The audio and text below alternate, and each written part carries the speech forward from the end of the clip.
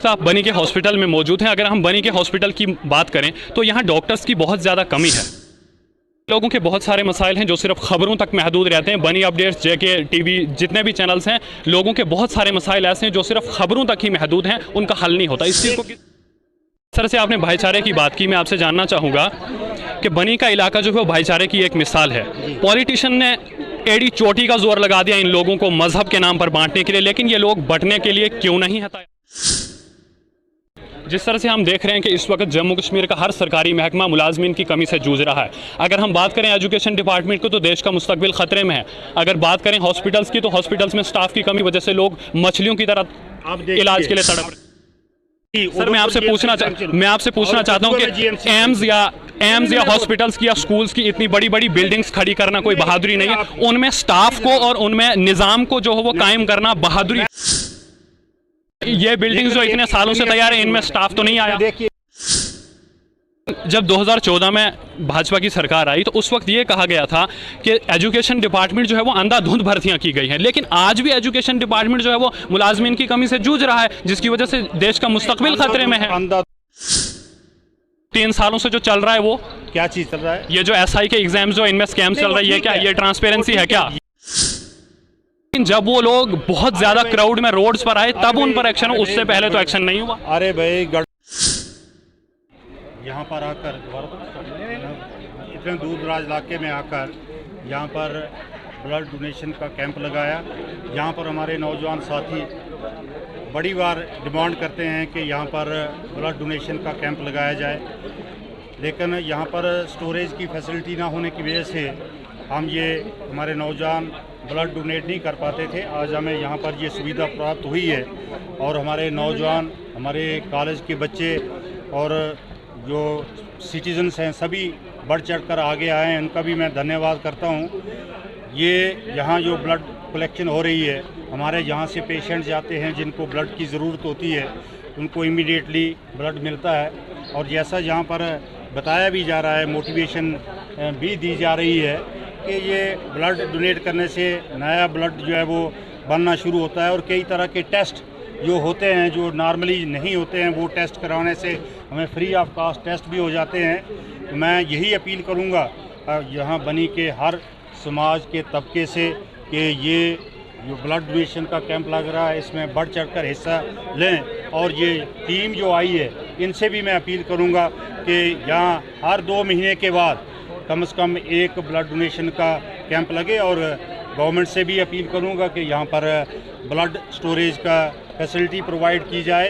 एक बार फिर मैं सभी उन ब्लड डोनर्स का और पूरी टीम का और पूरे जितने भी हमारे इनके साथ आए हैं टेस्ट करने वाले लोग, इन सब का बहुत बहुत धन्यवाद करता हूँ कि यहाँ पर हमारे नौजवानों को भी ये मौका मिला है ब्लड डोनेट करने। सर, आपसे जानना चाहूँगा कि जिस तरह से जाना जाता है कि कठुआ का सबसे पसमानदा इलाका बनी है, बगैर किसी अवेयरनेस के इतना सारा क्राउड यहाँ जमा होना, किस तरह से देखते हैं आप इस चीज़ को? देखिए, यहाँ के लोगों में बहुत भावना है कि अपना जो समाज के लिए योगदान दें, लेकिन यहाँ पर फैसिलिटी ना होने की वजह से ये दिक्कत आती थी। मैं ये कहना चाहता हूँ कि अगर ये टीम दोबारा 2 महीने के बाद आती है तो इससे दुगना क्राउड आपको देखने को मिलेगा। बहुत से नौजवानों को अभी तक मैसेज नहीं पहुँच पाया है। हमें आज भी सुबह फ़ोन आ रहे थे कि हमने भी डोनेट करना था, हमें थोड़ा लेट मैसेज मिला। तो मैं यही अपील करूँगा कि दोबारा फिर यहाँ पर कैंप लगाएँ और आप जितना चाहें, यहाँ पर ज़्यादा से ज़्यादा स्कोप है ब्लड डोनेशन। जिस तरह से हम देखते हैं कि बनी के लोग हमेशा खिदमत खलक के कामों में मजहब व मिल्लत के बगैर हमेशा अक्सर आगे आते हैं। इस चीज़ को आप किस तरह से देखते हैं कि लोगों के अंदर खिदमत खलक का जज्बा इतना कैसे और क्यों? देखिए, बनी के लोगों का भाईचारा सदियों से जो है वो भाईचारे के लिए बनी के लोग जाने जाते हैं और मेहमान नवाजी के लिए जाने जाते हैं, समाज सेवा के लिए जाने जाते हैं। आज बाहर से यहाँ पर जो टूरिस्ट आते हैं, इतने खूबसूरत इलाके हैं, यहाँ पर रोड कनेक्टिविटी है, वो जो एक बार जाता है वो अगले साल 50 और टूरिस्ट लेके आता है। वो कहता है आप कश्मीर क्या लेने जाओगे, आप चलिए बनी में हमारा सरथल, ढग्गर, चला, हमारा रोल का, इतने खूबसूरत इलाके हैं। और जो टूरिस्ट यहाँ पर आता है वो कम से कम 15-20 दिन रुकता है। मैं ये भी अपील करूँगा कि यहाँ पर ज़्यादा से ज़्यादा लोग आएँ और हमारे लोग जो हैं वो उनकी मेहमान नवाजी ज़रूर करेंगे, यही मैं अपील करूँगा। जिस तरह से आपने भाईचारे की बात की, मैं आपसे जानना चाहूँगा कि बनी का इलाका जो है वो भाईचारे की एक मिसाल है। पॉलिटिशियन ने एड़ी चोटी का जोर लगा दिया इन लोगों को मजहब के नाम पर बांटने के लिए, लेकिन ये लोग बंटने के लिए क्यों नहीं है तैयार?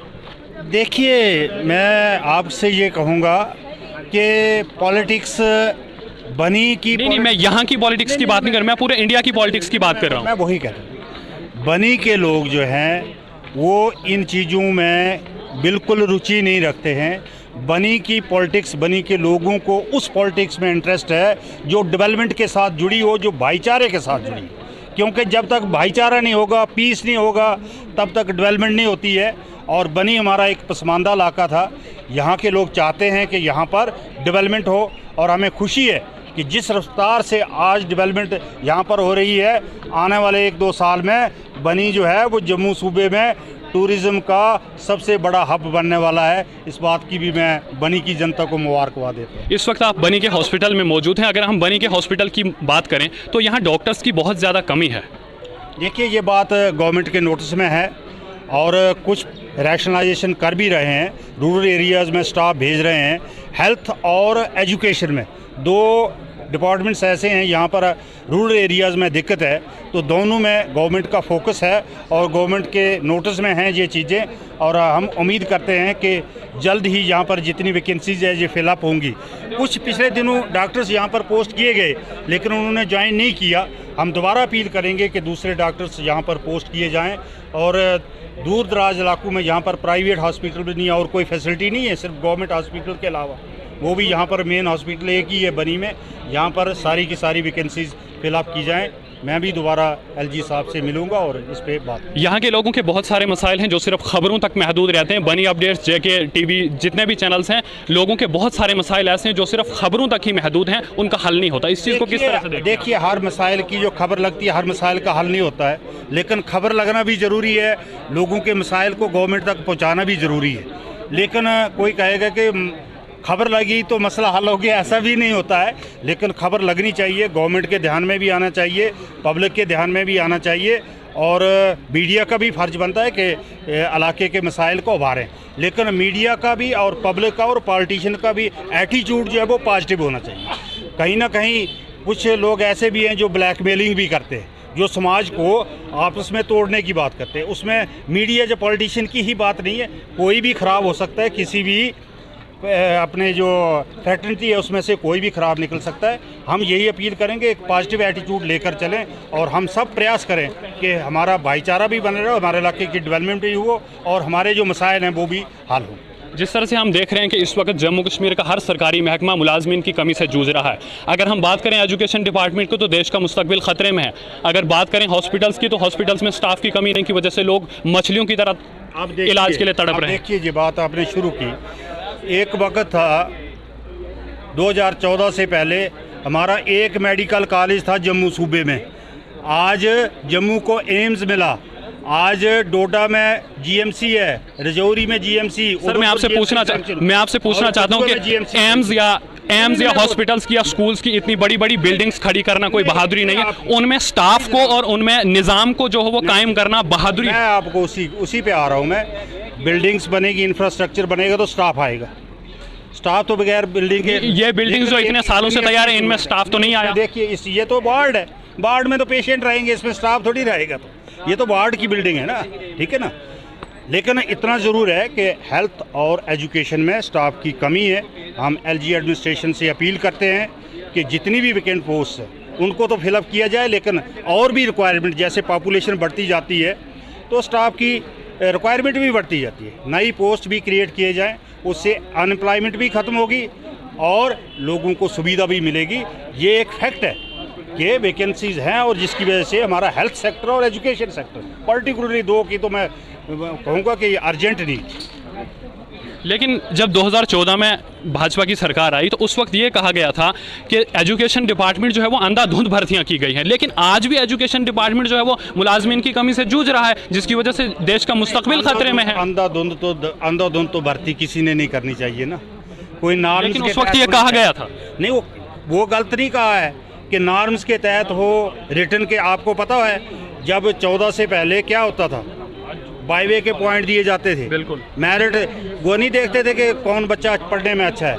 आज तो क्लास 4 का भी होगा तो रिटर्न होगा, ट्रांसपेरेंट तो है ना, करप्शन तो बंद हुई है। लेकिन जो 3 सालों से जो चल रहा है वो क्या चीज़ चल रहा है? ये जो एसआई के एग्जाम्स जो इनमें स्कैम चल रही है, क्या ये ट्रांसपेरेंसी है क्या? जहाँ भी गड़बड़ पाया उसके खिलाफ एक्शन हुआ है। एक्शन तब हुआ जब लोग एहतजाज करने के लिए ठीक है आए। ना भाई, जब भी गवर्नमेंट के नोट्स में आया तो उस पर एक्शन हुआ ना। एक्शन क्यों नहीं होना है?